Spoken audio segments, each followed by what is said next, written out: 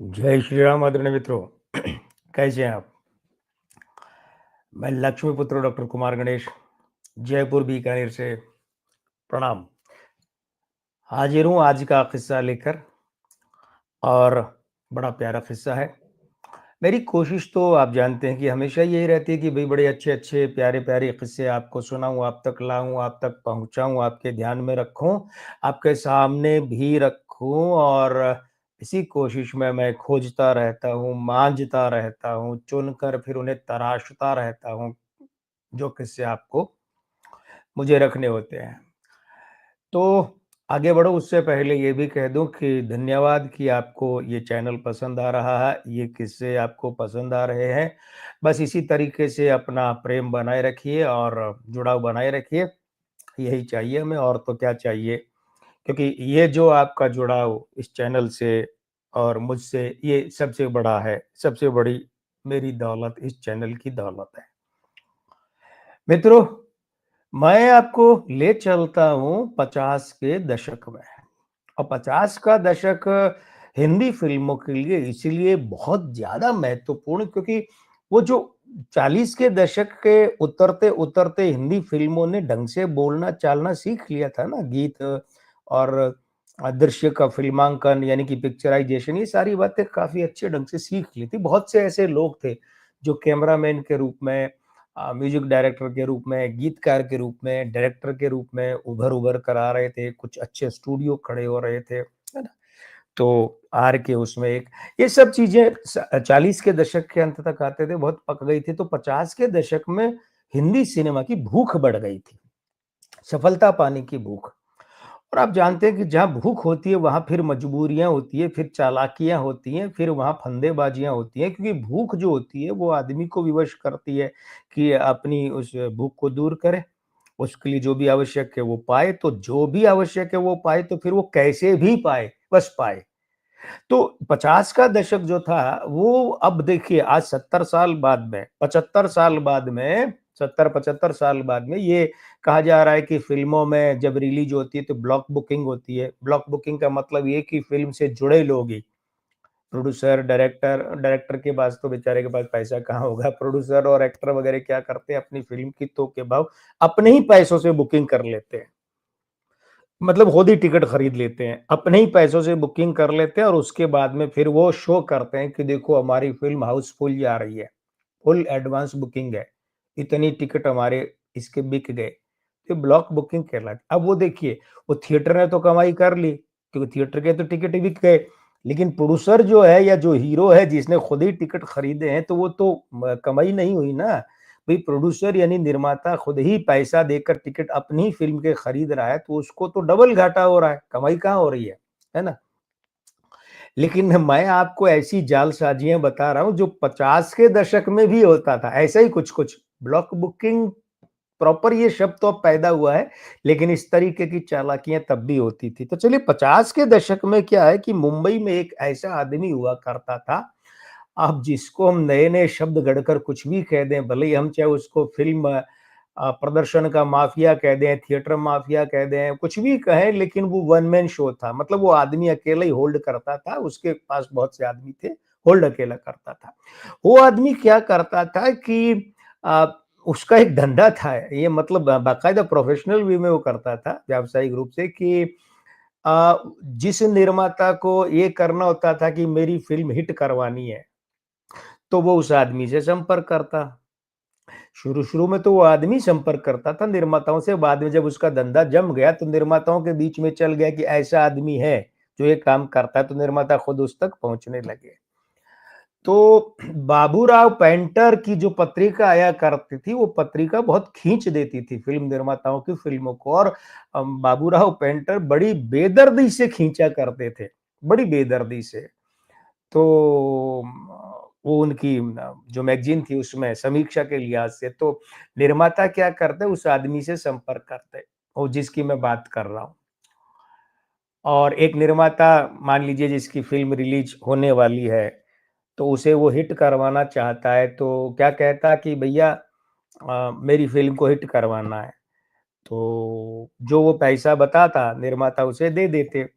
फिर वो आदमी क्या करता कि वो आदमी अपने आदमियों को, उसके काफ़ी आदमी थे जो उसके पेरोल पर, वेतन पर, तनख्वाह पर रखे हुए थे। वो अपने आदमियों को भेजता और थिएटर के आधे टिकट खरीदवा लेता। मतलब उस आदमी के आदमी जो है वो थिएटर जाते, जिस किसी भी थिएटर में वो फ़िल्म लगी होती, एक-एक करके आज इसमें गए, कल उसमें गए, ऐसे करके। तो वो और कई बार तो उसके आदमी इतने ज़्यादा होते थे कि पूरे मुंबई में 8-8, 10-10 थिएटर में एक साथ ऐसा करते थे कि आधे टिकट सिनेमा के खरीद लिए। और खरीद लिए, अब वो क्या करता, मतलब थिएटर में आधी सीटों पर तो उस आदमी के लोग बैठे हुए हैं, तो वो आदमी पहले से ही अपने उन लोगों को कहकर रखता। देखिए मज़े की बात क्या है, क्या कहकर रखता है कि देखो भैया, ये फ़िल्म में ये सीन आएगा तब तुम्हें ताली बजानी है। ये सीन आएगा तो तालियाँ लगातार बजानी है। ये सीन आएगा तो सीटियाँ बजानी है। और ये सीन आएगा तो उठ के नाचना है। और ये सीन आएगा तो तुम्हें पर्दे पर सिक्के फेंकने हैं।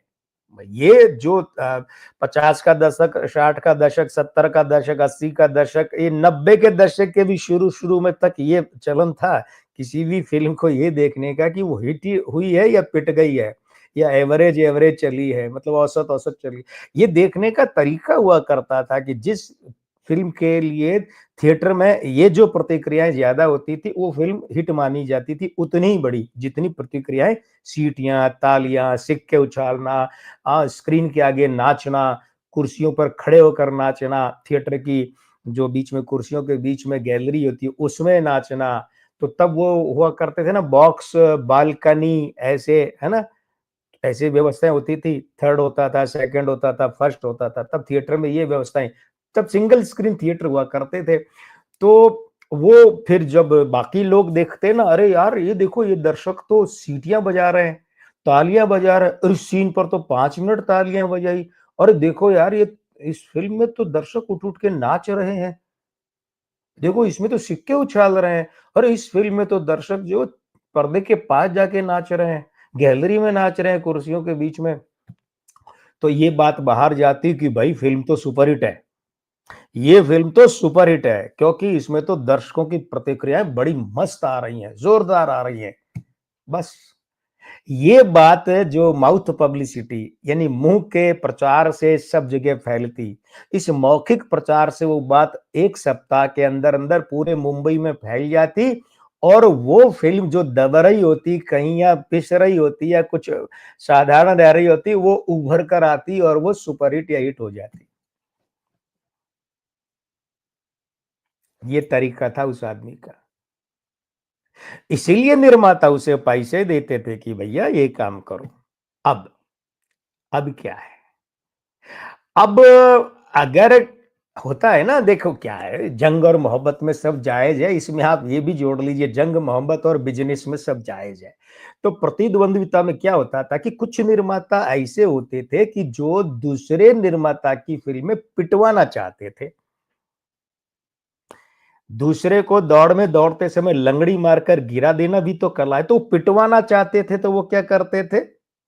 वो करते थे कि उस आदमी को पैसा देते कि ये इस निर्माता की ये फ़िल्म है और यहाँ-यहाँ लगी है। तुम्हें इसे पिटवाना है, फ्लॉप करवाना है। तो फिर वही तरीका होता था, उस आदमी के लोग थिएटर में जाते, आधी टिकटें खरीद लेते। आधी टिकटें छोड़ क्यों देते कि आधी टिकटों पर ओरिजिनल दर्शक होंगे, तो वही बाहर जाकर बताएँगे कि थिएटर में क्या हुआ था, है ना? थिएटर में।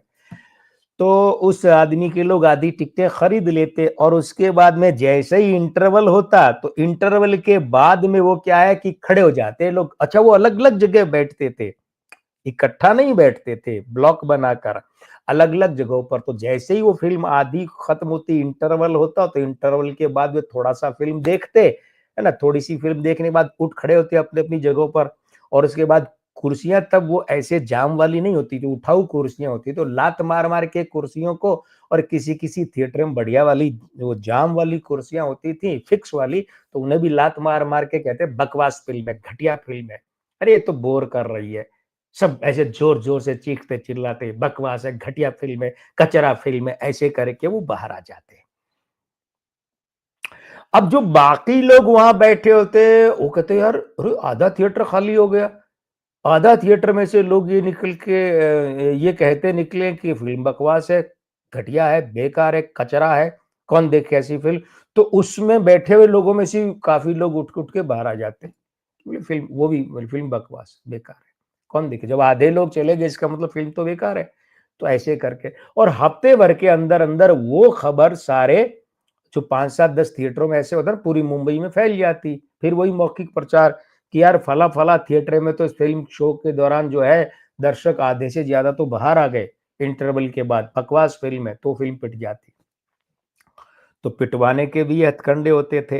अच्छा तब क्या होता था कि ये जो कोई फ़िल्म चली है या नहीं चली है, इससे तय होता था कि थिएटर में दर्शकों का रिएक्शन क्या है, उनकी प्रतिक्रिया क्या। अच्छा कभी-कभी क्या होता था फ़िल्म को साधारण फ़िल्म है, घटिया फ़िल्म है, औसत फ़िल्म है, जैसी उसको हिट करवाना होता तो एक और तरीका वो आदमी काम लेता। निर्माता उसको जितने वो माँगते पैसे दे देता और उसके बाद वो आदमी क्या करता अपने लोगों को भेजकर जैसे आज फला थिएटर का फला शो है, तब 4 शो हुआ करते थे। सुबह किसी-किसी में सुबह का 9 से 12 का होता, फिर 12 से 3, 3 से 6, 6 से 9 और 9 से 12 प्राय ये 4 शो होते। तो उसके लोग आज इस थिएटर में ये शो, कल उस थिएटर में वो शो, ऐसे करके क्या करते थे कि वहाँ सारे टिकट खरीद लेते। एक थिएटर गए और उसके 4 शो होते थे, 12 बजे वाला, 3 बजे, 6 बजे और 9 बजे रात वाला। चारों की टिकटें खरीदे तो ब्लैक में बेचते थे, ब्लैक में। तो ब्लैक में बेचते थे। अच्छा टिकट खिड़की पर एक भी नहीं है, सारे खरीद लेते थे वो। तो जो आदमी देखना चाहे वो क्या करता? ब्लैक में खरीदता, मजबूरी थी। फ़िल्म चाहे कितनी घटिया हो लेकिन वो ब्लैक में टिकट बिक रहे इसका मतलब फ़िल्म बढ़िया है, हिट है, सुपर हिट है। ये मार्केट में बात फैल जाती और फ़िल्म चल पड़ती। ये हथकंडे हुआ करते थे। तो आजकल जो हम कहते हैं ना ब्लॉक बुकिंग होती है, ये ब्लॉक बुकिंग का भी बाप था उस समय।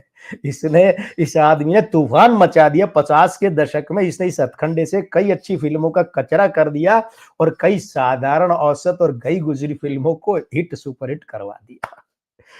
तो अच्छा ये जो किस्सा है ना मतलब इस आदमी का किस्सा ये 1960 में नवकेतन की फ़िल्म रिलीज़ हुई थी, देवानंद की बनाई और विजय आनंद गोल्डी ने उसको निर्देशित किया था, काला बाज़ार नाम से। उस फ़िल्म में इस आदमी का कैरेक्टर रखा गया है। देवानंद जो कैरेक्टर निभाते हैं ना, वो इसी आदमी के कैरेक्टर से प्रभावित है, वो पात्र। तो विजय आनंद ने बाकायदा इसको फ़िल्माया है और तब संयोग से मदर इंडिया के रिलीज़ का मामला आ गया था, तो विजय आनंद ने महबूब खान से परमिशन ली कि साहब आपके जो थिएटर के बाहर मदर इंडिया के टिकट बिकते हैं, मैं इनको ही शूट करके डाल दूँ फ़िल्म में? तो बोले ठीक है, तो उन्होंने वो सीन भी डाल दिए थे। तो मित्रों इस तरीके से फ़िल्मों में ये कलाबाजियाँ तो 75-70 साल पहले भी होती थी और आज तो रूप बदल कर कुछ और बड़े रूप में ही हो रही है। लेकिन मैं तो आपके सामने जब भी आऊँगा रूप बदल कर नहीं इसी रूप में आऊँगा। हाँ, किस्सा बदल कर लाऊँगा तो अगर ये किस्सा आपको पसंद आया है तो वीडियो पसंद कीजिए, चैनल अच्छा लगता है तो पसंद कीजिए, सब्सक्राइब कीजिए और आगे बढ़ाइए। नहीं आया है तो भी अपना आशीर्वाद बनाए रखिए और हाँ, बिल्कुल किस्सा बदल कर अगला किस्सा लेकर हाज़िर होता हूँ। मैं आपका दोस्त लक्ष्मीपुत्र डॉक्टर कुमार गणेश जयपुर बीकानेर से चलता हूँ अब। प्रणाम।